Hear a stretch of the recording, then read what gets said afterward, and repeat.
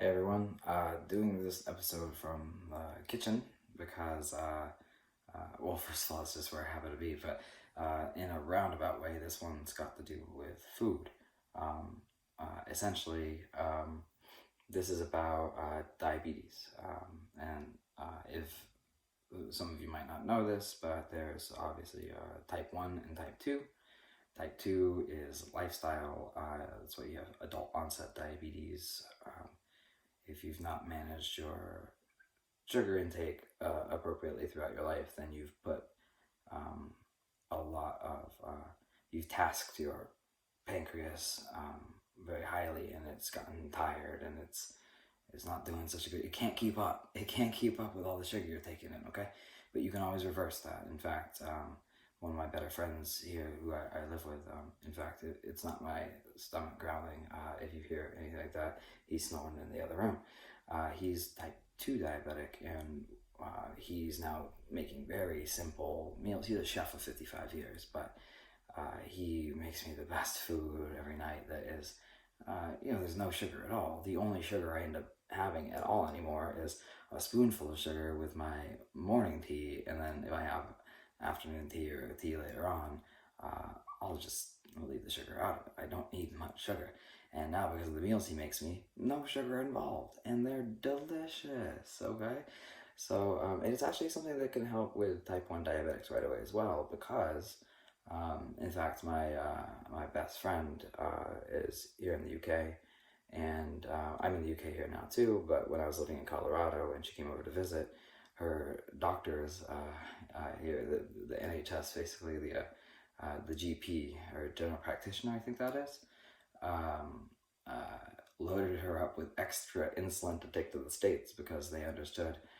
Yeah, y'all in the States, you cook with a lot of sugar. A lot of the restaurants do because people are used to sugar. They've sold y'all on a lot of sugar and you're used to it. And now if you visit places like here, you're like, oh, the food's terrible in England. It's so bland. No, it's delicious. Y'all are just used to really sweet stuff. High fructose corn syrup. Hello. But anyhow, because in theory, if you need more insulin to go to a place like the States because of high sugar meals, if you just have low sugar meals, it's a lot easier to manage. Now, I'm sure a lot of diabetics out there, this is nothing new, but something new I did want to talk about because maybe you do want like to indulge sometimes, and it's a tough thing, especially if you don't have an insulin pump, which my best friend here did have, and then the NHS started getting defunded, and they took it away from her. And she told me at one point it increased her quality of life by some factor of like, I don't know, 500% or something like that. It's easy to figure out when you know what life with and without one is like. So essentially now, again, from some of my previous posts or videos, I have told you guys I believe wholeheartedly in open source, okay? I don't like the idea of patents and someone getting rich off of an idea that might help a lot of people or save some lives or something like that, you know? So open source, basically, if you have an idea, just put it out there, okay? The more minds on it, the better. And if we all share all our great ideas and let other people work on them, how quickly could we have such a wonderful freaking world to live in? My goodness, let's all do that, okay? I'll lead by example. Here's an idea I was working on for essentially an artificial pancreas because for type 1 diabetes, which my best friend was diagnosed at 3 years old, a lot of people are diagnosed very early in life because it's different than type 2. It's an autoimmune condition. So the body attacks itself, and in this case, in the form of attacking. Now, this is where I am not the scientist who's researched diabetes and its ins and outs. So the layman's way of looking at it, which is incorrect, is it essentially attacks the insulin that it produces. But there's basically insulin producing cells that are attacked before they can produce the insulin. So in all intents and purposes, your body's not producing the insulin that it needs, and so you have to get it from an external source like injections or a pump. So if you can just protect those insulin producing cells with a membrane. And at first I was thinking you can make it semi-permeable and allow the blood to come in to read the blood glucose levels. But if that's a bottleneck there, if that's really hard to do, then you don't need that. You can just have a monitor somewhere else, which diabetics who have a Libra or something like that, you're already familiar. You can do that anyways. You can very easily, just with a little thing that you stick it in, or we can get something that's implanted and just stays there forever, you know? I don't know how that would work. You might need some kind of wireless charging or something. I don't know. The technology that is on the horizon, if it's not there yet, y'all, if I don't know, you big companies out there, if you're sitting on some stuff like that, follow my lead, open source it, just get the profits out of it. Because honestly, if we find out that you're hiding stuff like that, I don't know, public sentiment might come after you guys anyways, you know, just in the fact that, oh, I don't want to support that company anymore. I heard they're sitting on life-saving stuff. I don't know, just do the right thing, guys, come on. Is it really all about money, or did you get into it to help the world or save lives? If not, then that's kind of evil, isn't it?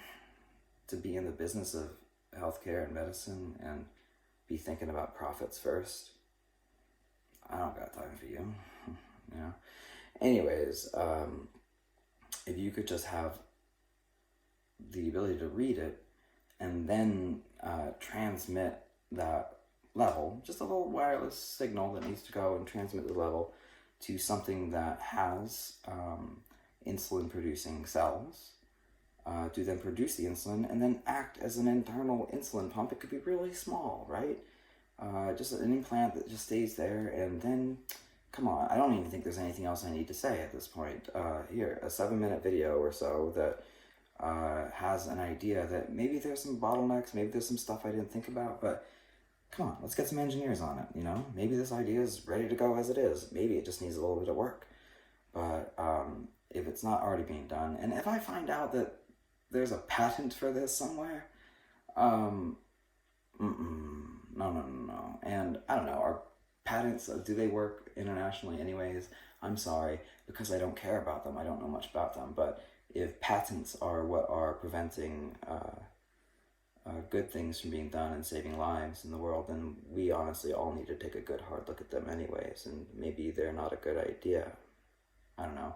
They don't seem like a great idea anyways. In fact, pharmaceutical companies have lobbied for, I mean, you know how that works, right? Especially in America, you have patents on drugs, and now they've extended that to, there's a length of time in a matter of years. There's years before other companies can make generic forms of the drug, so that for years, one company who had the idea first, or ran out to the patent office, and you have to pay for patents too. You can't just show up and like, hey, I got an idea. Can you write that down and put my name on it? Okay, you gotta pay for that shit. You know, I don't know how much it costs, but the fact that it's not readily available. If there's a patent website and we can all just get on and I could log in and do mine, okay, maybe that's all right. But even so, I'm not a believer in that. I believe in open source. It's just about helping people, isn't it? Don't you want to? I mean, that's the thing is, we all probably know diabetics of both types. The fact is, and this applies to my best friend, I swear to God, more than anybody, I just love her so much, but she's one of the strongest people you'll ever meet, and she's had a rough life with the diabetes, being diagnosed that young, and she has genetic complications that actually make it worse, so make it harder for her to manage, so... But you would never know if she didn't tell you. She's one of the strongest people I've ever met, and that applies to most diabetics that I know. You wouldn't know if they didn't tell you. But the fact of the matter is, if you have any number of friends at all, and if you don't, then you should ask yourself why. But if you have any number of friends at all, I can tell you right now, I won't, but I can list all the people that I'm friends with that have diabetes of one type or another. And if you're a good human being, then you want to help them, okay? As quickly as possible. I sure do. If you don't, look in the mirror. But anyways, I want to keep this to under 10 minutes. And see what you guys think, okay? Subscribe, comments, all that jazz, okay? Have a nice night. Bye.